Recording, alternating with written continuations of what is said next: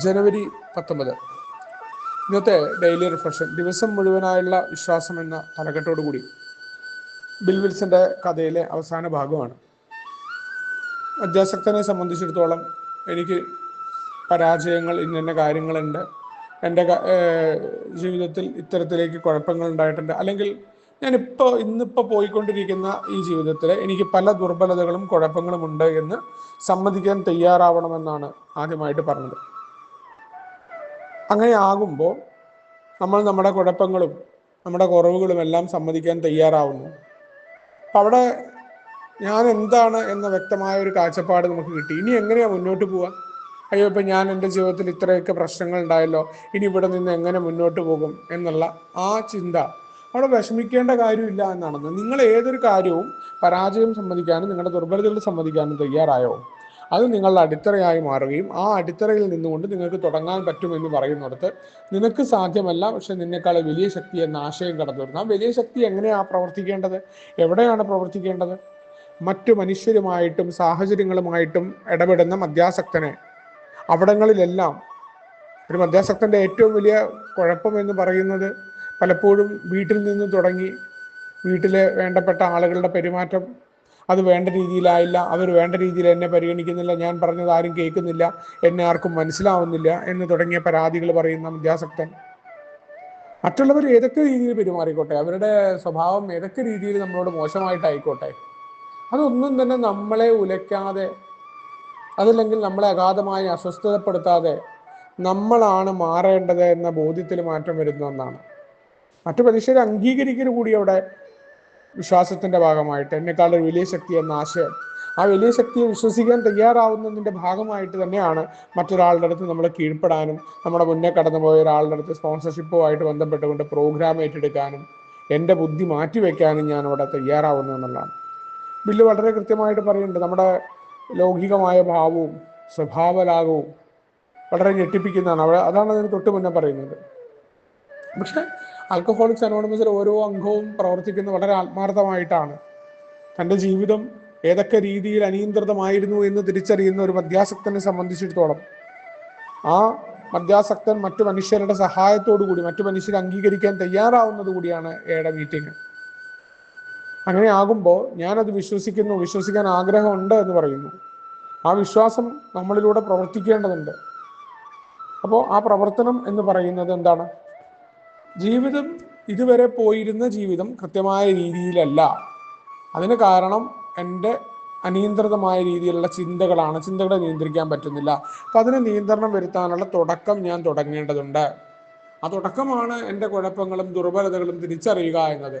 ഇനി ആ തിരിച്ചറിവിൽ നിന്ന് അത് മറ്റൊരാളുമായിട്ട് നമ്മൾ പറഞ്ഞ് മാറാനുള്ള ആഗ്രഹം പ്രകടിച്ച് അതിനായിട്ടുള്ള പ്രവർത്തനങ്ങൾ തുടങ്ങുന്ന ഇടം കൂടിയാണ് ഒന്നാമത്തെ പടി എന്ന് പറയുന്നത്.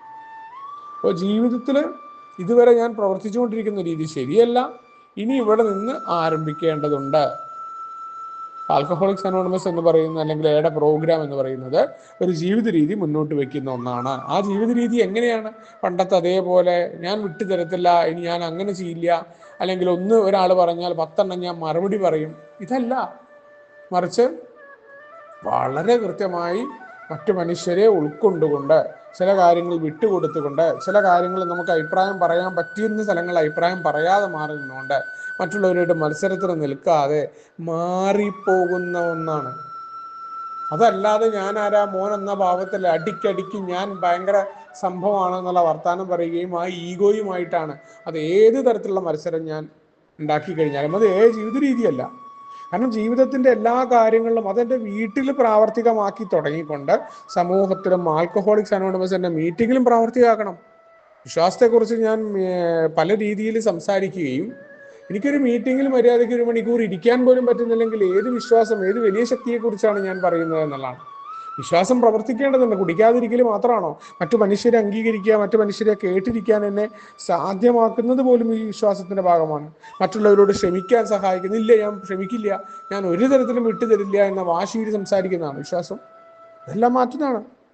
മറ്റു മനുഷ്യർ നമുക്ക് തന്നിട്ടുള്ള ഈ സന്ദേശം അതേപോലെ മറ്റു ആളുകളുമായിട്ട് നമ്മൾ പ്രവർത്തിക്കേണ്ടതുണ്ട് എന്നുള്ള ബോധ്യം വരികയാണ്. അതുകൊണ്ടാണ് പ്രവർത്തനം കൂടാതെയുള്ള വിശ്വാസം വിപുലമാക്കേണ്ടതുണ്ട് മദ്യാസക്തൻ എന്ന് പറയുന്നതിൻ്റെ കാരണം. എങ്ങനെയാണ് പ്രവർത്തനം? ഇവിടെ സ്വയം ത്യാഗത്തിലൂടെയും ആ ത്യാഗത്തിലൂടെയുള്ള പ്രവർത്തനങ്ങളുമാണ്.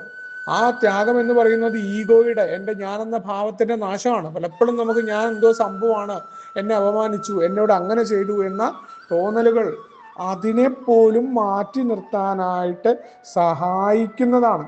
നമ്മൾ ആഗ്രഹിക്കുന്ന രീതിയിൽ സിറ്റുവേഷൻ വരുമ്പോൾ മാത്രം നമ്മൾ സന്തോഷമായിരിക്കുകയല്ല, എല്ലാം നമുക്കെതിരെയായി വരുമ്പോൾ, എല്ലാ തരത്തിലും നമുക്ക് ഒരു പ്രതീക്ഷകളുമില്ല എന്ന് നമ്മൾ ചിന്തിക്കുന്നിടത്ത് നിന്ന് കൃത്യമായി അവിടെ പ്രവർത്തിക്കുന്ന ഒന്ന്, അവിടെയാണ് ആ വലിയ ശക്തി അല്ലെങ്കിൽ ആ വിശ്വാസം പ്രവർത്തിക്കേണ്ടത്. തീർച്ചയായിട്ടും എൻ്റെ കുഴപ്പങ്ങളും ദുർബലതകളും പറഞ്ഞാൽ അതിൽ നിന്നുകൊണ്ട് അത് മറ്റുള്ളവർക്ക് ഉപദ്രവകരമാകാതെ എങ്ങനെ പോകാൻ പറ്റും? അവിടെയാണ് സ്വയം ത്യാഗത്തിലൂടെ, പ്രവർത്തനങ്ങളിലൂടെ ഞാൻ എൻ്റെ ആത്മീയമായ ജീവിതത്തെ വിപുലപ്പെടുത്തേണ്ടതുണ്ട്.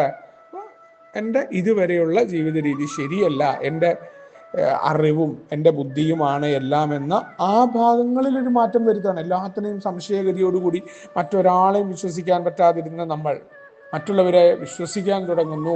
നമ്മുടെ കാഴ്ചപ്പാടിലൂടെയുള്ള വിശ്വാസമല്ല, അവരുടെ ഭാഗത്ത് നിന്ന് അവർക്ക് ഏതൊക്കെ രീതിയിൽ ചിന്തിക്കാൻ പറ്റും, ഓപ്പൺ മൈൻഡിലാണ്, തുറന്ന മനസ്സിനോടുകൂടി കേൾക്കുകയാണ്.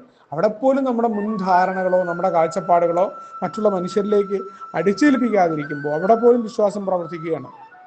അവിടെയാണ്, അപ്പോഴാണ് നമ്മൾക്ക് വനത്തിൻ്റെ ഒരു വനം കാണുമ്പോൾ ആ വനത്തിൻ്റെ സൗന്ദര്യം ആസ്വദിക്കാൻ പറ്റും. അല്ലെങ്കിൽ അതിൽ ഏതെങ്കിലും ഒരു ഉണങ്ങിയ കമ്പും ചില്ലയും കണ്ട് അത് മോശമാണെന്ന് പറയുന്ന പോലെ വ്യക്തിയുടെ കാര്യത്തിലും അത് തന്നെയാണ്. വ്യക്തിയുടെ ഏതെങ്കിലും മനുഷ്യസഹജമായിട്ടുള്ള ഏതെങ്കിലും ദോഷവശങ്ങളെക്കുറിച്ച് മാത്രം നമ്മൾ ആ വശങ്ങൾ കണ്ടുകൊണ്ടുള്ള പ്രശ്നങ്ങൾ നമുക്ക് ഉണ്ടാവില്ല.